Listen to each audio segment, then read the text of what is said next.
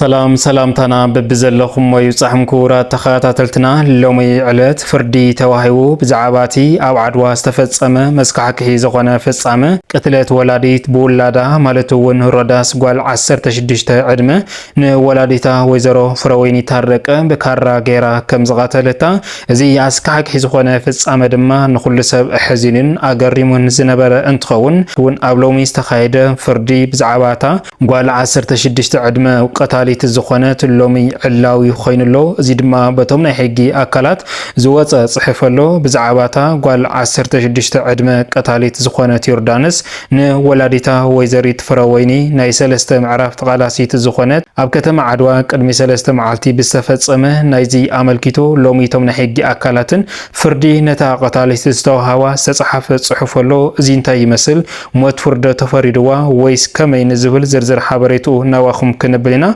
كابزي فردزي استبقس دما بزح سب داقم ان حزن يزركب ازي فردزي انتا يخون يبل نزبل زرزر حواريتو دما نواخم كنب نخون بتوساخ دما بزعباتي سكاب زعالت زيا ازرارا بزعبا قداي خوين زنبرا قداي مرهاوي تسفاي مالتون اتين العلي 15 عامت اب سدة سعودي عرو كوينا زترحوت تقزا بولاديتا تطليما ولاديتا طرحاي كونتن احواتان سبايا ديان اتي سرحوت تقزا كهيدوما دامنا نبعت دما دمسي خونني እናበለት ከም ዝነበረት ዝፍለጥዩ እዚ ነገር እዚ ድማ ብሽምግልና ኣይከውንን ኢሉ ብሕጊ ተታሒዙ እታ ወላዲታውን ብሕጊ ተኣሲራ ከም ዝነበረት ዝፍለጥዩ ባርከስ ቅድሚ ሓደ ሰሙን እታ ነባሪ ስደት ስዑዲ ዓረብ ዝነበረት መርሃዊ ተስፋይ ቁልፊ ገዛኣ ተረኺባ ናብ ገዛኣ ድማ ኣቲዋ ዝብል ሓበሬታ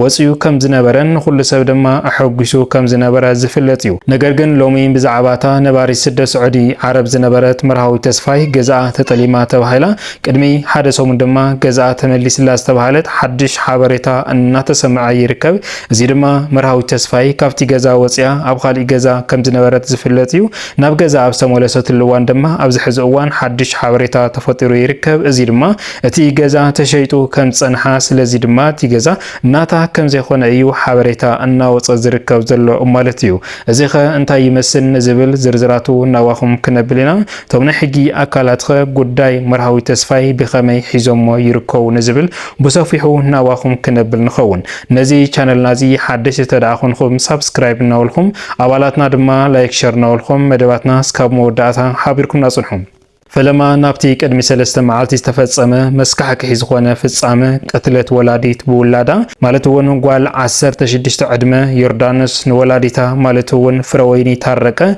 بكرا غيرا قتيلاتا توحيلو كل سب حزينن تغريمن كم زنبره زفلطيو ازي كسس ابستفالالي محوراو ميدياون እና ተዘርግሐ ከም ዘሎ እታ ቀታሊት ማለትውን ሮዳስ ዝተባሃለት ጓል 16 ዕድመ ቅድሚው ስነ ስርዓት ዘይብሉ አካይዳ ትነብር ዝነበረት እንትኸውን ቅድሚ ሰለስተ መዓልቲ ግን ንመሓዛኣ ፀዊዓ ነታ መሓዛኣ መቐጥቀጢ ቡና ሂባ ንባዓርሳ ድማ ካራ ሒዛ ኣብቲ ገዛ ንወላዲታ ህይወታ ክትሕልፋ እያ ሓሲባ ሮዳስ ጓል 16 ዕድመ ነታ 9 ወርሒ ኣብ ካብዳ 3 ዓመት ድማ ኣብ ዝባና ሓዚላ ዘዕቤታ ውላደ እዚ ሕማቕ እዚ ሓሲባ ኣብቲ ግዜ ንሱ ድማ ወይዘሪት ፍሮወይኒ ታረቀ ካብቲ ገዛ ወፅያ ስለ ዝነበረት እዚ ነገር እዚ ድማ ነተን ቀተልቲ ወይ ድማ ፈጽምቲ ገበን ጽቡቕ ኮይኑ ረኸወ ማለትውን ወይዘሮ ፍሮወይኒ ታረቀ ኣብ ደገ ኣብ ዝኸደትሉ እተን ክልተ ማለትውን እታ ጓል 16 ዕድመ ውላዳ ትኸውን ዘላ ዮርዳኖስን ከምኡ ድማ እታ መሓዛኣን ኣብቲ ገዛየን ተሓቢአን ፀኒሐን ሮዳስ ጓል 16 ዕድመ ማለትውን ካራ ሒዛ ኣብቲ ገዛ ኣብ ዝርከብ ጓዶ ተሓቢያ ኣብ ፀንሐትሉ እታ መሓዛኣ ድማ መቐጥቀጢ ቡን ሒዛ ካብቲ ሳሎን ናብ ጓዶ ኣብ ዝወስድ መገዲ ወይዘሮ ፍሮወይኒ ታረቀ ድማ ዓዲ ሰላም ኣሎ ኢላ ብሰላም ውዒላ ማለትውን ናብ ገዛ ኣብ ዝተመለሰትሉ እዋን ካብ ካሊ ሓደ ገዛ ነይራ ናብቲ ሳሎን ኣብ ትኸደሉ እዋን ማለትውን ብጀማ ቀይራ ክትርክስ ኣብ ዝሓሰበትሉ እዋን ግዜ ወስዩ ስለ ዝነበረ ኣብቲ ፈለማ እዋን እታ መሓዛኣ ማለትውን ድንን ኣብ ዝወለትሉ እታ መሓዛኣ መቐጥቀጢ ቡና ሒዛ ዝነበረት ርእሳ ክልተ ሰለስተ ግዜ ብምውቃዕ እታ ፍሮወይኒ ድማ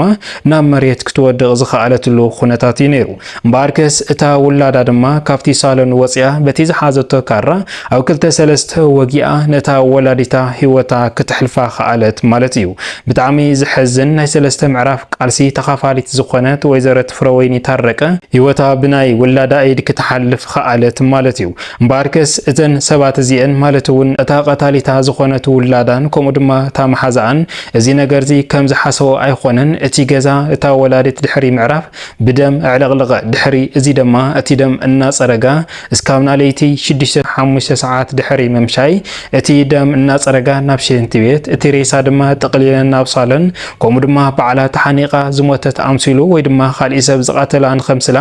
ኣሲረን ኣብቲ ሳሎን ኣብ ትሕቲ ኣልጋ ከም ዝሓደጋ እዩ እናተሓበረ ዝነበረ ማለት እዩ እዚ ኣስካሕክሒ ዝኾነ ፍጻመ ድማ ብዕለት 22 ኣብ ዝተኻየደ ምፅራይ ማለት እውን እታ ሮዳስ ትበሃል ጓል 16 ዕድመ ኣብቲ ግዜ ንሱ እዚ ነገር እዚ ድሕሪ ምፍጻም እቲ ገዛ ዓፂውን ኣብ ካልእ ቦታ ከም ዝሓደራ እዩ ተነጊሩ ማለት እውን ብጽባሕይቱ ጸጉራ ተሰሪሓ ናብቲ ገዛ ብምኻድ ኣብቲ ገዛ ድማ ከም ጥዕቲ እናተመላለሰት ድሕሪ መውዓል ነገር ግን ፍረወይኒ ናበይ ኸይዳ ዝብል ሰብ ስለ ዘይተሰኣነ እዛ ሰብ እዚኣ ድማ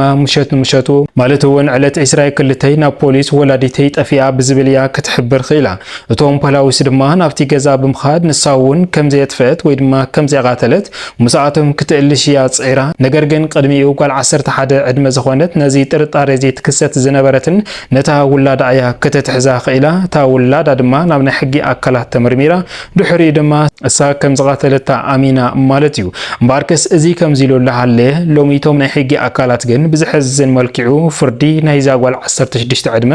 ዮርዳኖስ ወይ ድማ ሮዳስ ዝተባሃለት ወፂ ዘሎ ግን ንኹሉ ሰብ ብዝሕዝን መልክዑ እዩ ኮይኑ ዘሎ እዛ ሰብ እዚኣ ማለት እውን ኣብቲ ናይ ሕጊ ኣካላት ኸይዳ ትሕቲ ዕድመ ኮይና እያ ተረኺባ እምበርክስ እዛ ሰብ እዚኣ ብዘይ ምንም ማለት እውን ክትእሰር እውን ኣይኻለትን ትሕቲ ዕድመ ክንዓስር ኣይንኽእልን ብዝብል እዮም ካብቲ ገበን ካብቲ ዝዓስራቶ ዝነበረት ፈቲሖማ ዘለው ማለት እዩ እዚ ድማ ነቶም ስድራን ፍላይ ድማ ነታ ወላዲት ማለት እውን ፍረወይኒ ታረቀ ወላዲታ ዝኾነ ካልኣይን ዳግም ሓዘንን ኮይኑዎን ይርከብ ማለት እዩ ክቡራ ሰማዕትና ብጣዕሚ እዩ ዝሕዝን እዚ ፍርዲ እዚ ትሕቲ ዕድመ እዩ ተባሂሉ ክሕደግ ኣይምነበረን ነገር ግን ትሕቲ ዕድመ እዩ ብዝብል ሎሚቶም ናይ ሕጊ ኣካላት ነዛ ሰብ እዚኣ ፈቲሖማ ኣለው ማለት እዩ ክቡራ ሰማዕትና ካብዚ ብተወሳኺ ካልእ ሓበሬታ ንኹሉ ሰብ ድማ እናገረመ ዝርከብ ድማ ብዛዕባታ ነባሪት ስደት ስዑዲ ዓረብ ዝነበረት ምርሃዊ ተስፋይ እቲ ገዛ ተጠሊሙ ብወላዲታን ብሰብኣይ ኣዲኣን ተካሒዳ ተባሂላ እቲ ነገር እዚ ድማ ብሽምግልና ይከውን ተባሂሉ ናብ ሕጊ ከም ዝኸደ ዝፍለጥ እዩ ድሕሪ እዚ ድማ ድሕሪ ብዙሕ ውረድ ደይብ እቲ ገዛ ናብ ምርሃዊ ተስፋይ ከም ዝተመለሰ ቅድሚ ሓደ ሰሙን ሓበሬታ እናወፀ ነይሩ ማለት እዩ ሎሚ ድማ ፍልይ ብዝበለ መልክዑ ምርሃዊ ተስፋይ ከም ዝፍለጥ ካብቲ ገዛ ተባሪራ ኣብ ካልእ ገዛ ክራይ ሒዛ ከም ዝነበረት ዝፍለጥ እዩ ድሕሪ ድማ ቁልፋ ተረኪባ ናብ ገዛ እውን ተመሊሳ ዝብል ሓበሬታ ወፂ ነይሩ ሎሚ ድማ ብዝሕዝን መልክዑ እቲ ገዛ እዚ ማለት እውን እቲ ንልዕሊ 15 ዓመት ሰሪሓ ዘጥረየት ገዛ ብሹም ወላዲታ ኮይኑ ድማ እታ ወላዲታ ሹም ኣይተዘረላን ኢላ ላዕልን ታሕትን እናበለት ድሕሪ ምጽናሕ ቅድሚ ሓደ ሰሙን ቁልፊ ተረኪባ ናብ ገዛ ኣትዋ ዝተባሃለት ሰበይቲ ሎሚ ካብቲ ገዛ ከም እትወፅዩ መልእኽቲ ተዋሂዋ ዘሎ ማለት እዩ ብዝሕዝን መልክዑ እቲ ገዛ ማለት እውን እታ ወላዲታ ከም ዝሸጠቶ እዩ ሓበሬታ እናወፀ ዝርከብ እምበርክስ ሎሚ ዝወናዮም ዝርዝር ሓበሬታና እዚኦም ይመስሉ ነይሮም እስካብ መወዳእታ ሓቢርኩምና ዝፀናሕኩም ካብ ልቢ እናመስገና ኣብ ዝቕፅል መደባትና እስካብ ንራኸብ ሰላም ሰናይ ጸንሕቲ ጎረልኩም ሰላምታ ይንዓኹም